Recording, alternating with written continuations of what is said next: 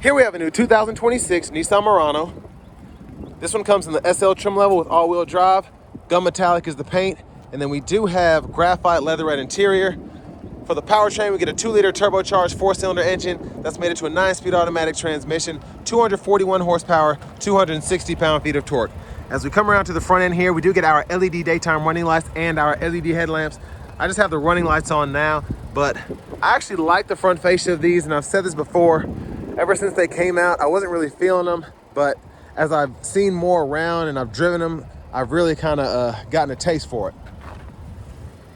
Now down here, these are going to be 20-inch alloy wheels. Passive keyless entry on the front. Memory seat functions, and then we have one-touch up and down windows on all 4 doors, rear window lockouts there, power mirror controls, power door locks, blind spot monitors in the side mirrors, steering assist toggle, lift gate, automatic brake hold, electronic parking brake, hood release. There's a look at the pedals. Now you can tell if you have a Bose sound system here because you'll see the plaque right there, that's silver. But here's the power driver's seat with 2-way power lumbar support. Now I want to give a huge thanks to Nissan of Cool Springs here in Franklin, Tennessee for allowing me to review this Murano today. I'll leave a link below in the description. If you're looking to find the best price on one of these closer to home, click that second link down below. It takes just a minute to fill out your information, and I'll make sure the local dealers are fighting to get you the best price on this or whatever new vehicle you might be interested in. Now, sitting behind a seat adjusted for someone of my size, being 6'3" with longer legs, leg room's pretty good, especially when I sit all the way back. My phone's in my back pocket though, so it's kind of uncomfortable. Headroom's really good though, because you get a little dip back up from the panoramic sunroof being there. Seat back pockets, and then we have rear AC vents, 2 USB-C charge ports. There's a view of the front from back here. And then this middle seat folds down, bottle holders, and a little storage tray there.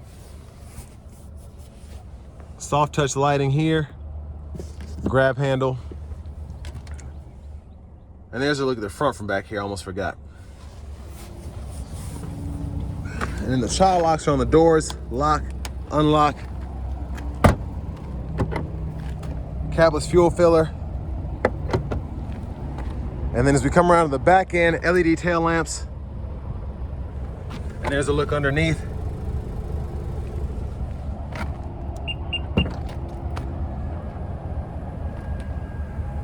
Cargo space is pretty good. Top tethers are integrated on the back of the seats themselves. And then the side pockets here, pretty nice size if you want stuff in the back that you don't want rolling all over the place. And then you have a 12-volt right there.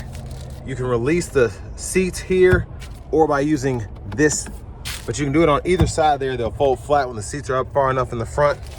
But I'll show you how they fold just by using the button up front there. And there's the tire inflator kit and the amp for the Bose sound system. And then as we come around to the rear passenger side, just pull here, and that's how it'll fold.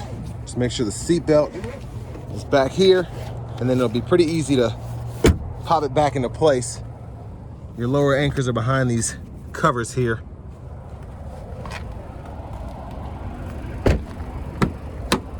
Front passenger seats, power, seat back and seat bottom. Love the trim here. And then you get a lockable glove compartment with the owner's manuals. Underneath the shifter, you have a little hideaway pocket there. And then window stickers here. Y'all can pause anywhere you need to take a closer look at anything. But $49,495 is that sticker price.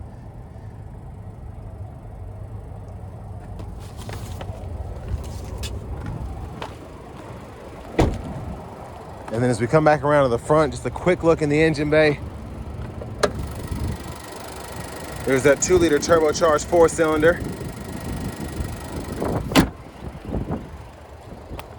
Now before we hop in the driver's seat, I'm just gonna show off the blinkers.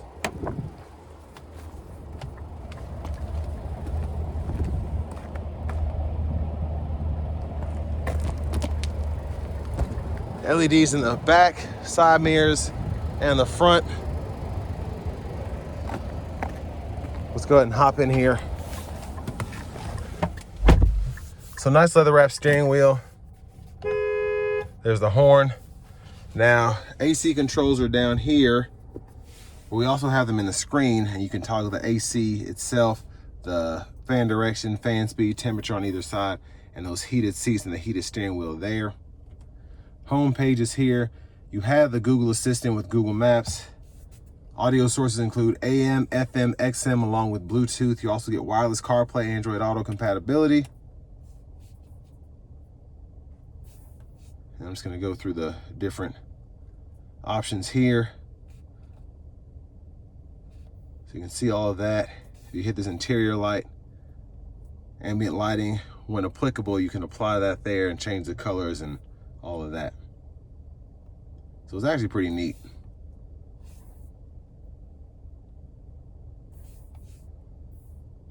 And then your cameras, a little too far right here. There's a front camera there. You also have a backup camera, curbside views, so on and so forth, 3D. And then your settings, you have a shortcut here. You can go to general, units of measurement you can change there. And then if you want to change your language, go to system, languages, and then you can do it that way. But down here, volume knob, hazards there. And then you have a wireless charging pad here with a magnet, 2 USB-C ports. Your drive modes you can go through here, Eco, Standard, Sport. And then you have your push button shifter, so hit the brake, park, reverse, neutral, drive. And then you can toggle that manual mode as well. And you can use the paddle shifters behind the steering wheel to shift through those 9 gears. Auto stop toggle, camera toggle, bottle holders, center console cubby space is here. And then your garage door transmitters up here, sunglasses holder, your lights, sunroof, you can tilt or slide, then the sunshade there. We're gonna do a one-touch slide here to see how far back it goes. Hit it a second time, it goes all the way behind that skylight. And then you can one-touch shut it there. There's a look at the back seat from up here. And then the vanity mirror. Left side stock blinkers, high beams, high beam assist, you can toggle that here.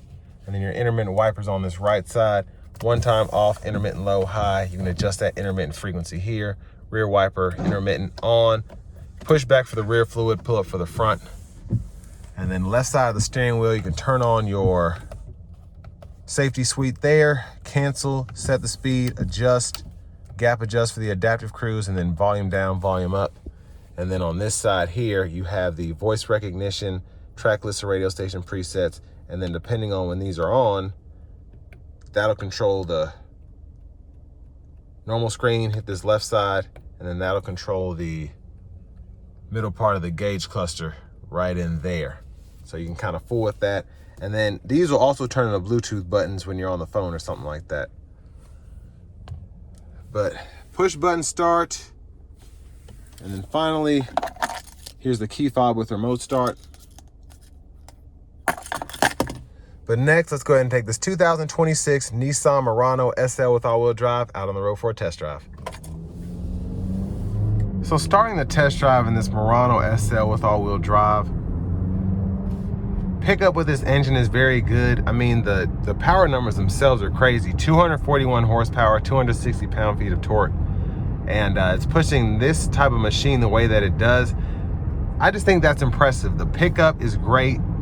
The overall driving dynamics are good. It still rides down the road really nicely. It's just got some pep in its step. And even with the outgoing 3.5 V6 in the Murano, I just think that this 2-liter is phenomenal compared to that.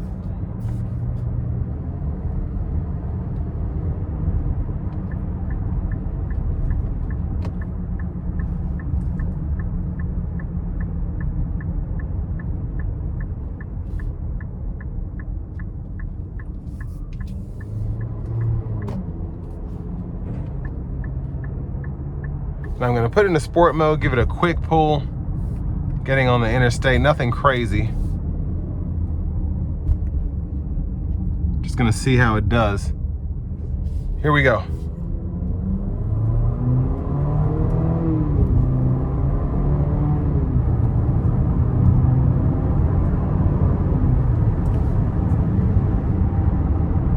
So pickup is fantastic. Just a really, really quick SUV. Gonna put it back in the Eco now. But I want to give a huge thanks to Nissan of Cool Springs for allowing me to review this Murano today.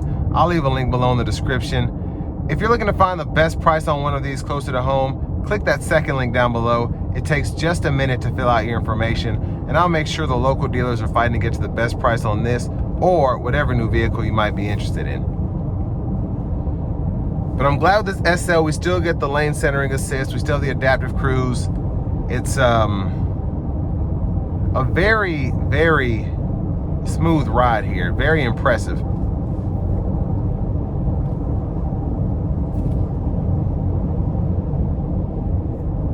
But I mean, the driving dynamics, everything here is top tier, I think. I like the Platinum a bit better because you get those massage seats, you get the heated cool functionality. But if you want to save $5 grand, I mean, go down to the SL. You probably won't miss anything unless you're used to having the Platinum.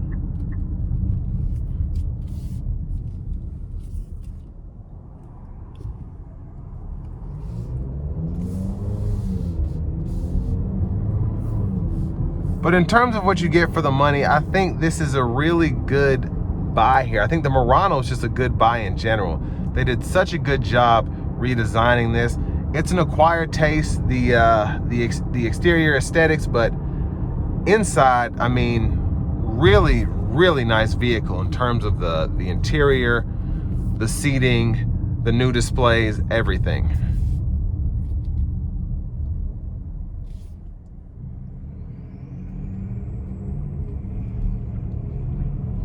But this is one of those vehicles, if you like it, you like it. If you're not looking for something like this, you need something bigger, that's just what you're gonna need. But if you're coming down from an Armada and you realize you don't need that much space, you're coming down from a Sequoia and you wanna, you know, save a bit on fuel economy and something that's easier to drive, this is like the Ford Edge. It's like the Chevy Equinox in the sense that it's very easy to control compared to a 3-row SUV. But I mean, it's also just super luxurious. It feels fantastic. Now the Platinum takes it up a notch, but for the most part, this will probably be good for your needs, and just a nice vehicle overall. And the 2-liter turbo 4 is great. The 9-speed is great. The all-wheel drive capability you can't beat. Again, if you want the Platinum, you want the Platinum. But other than that, this is going to be more than enough vehicle for most people in this segment. And with all that being said, this will bring me to the end of my review of this 2026 Nissan Murano SL with all-wheel drive.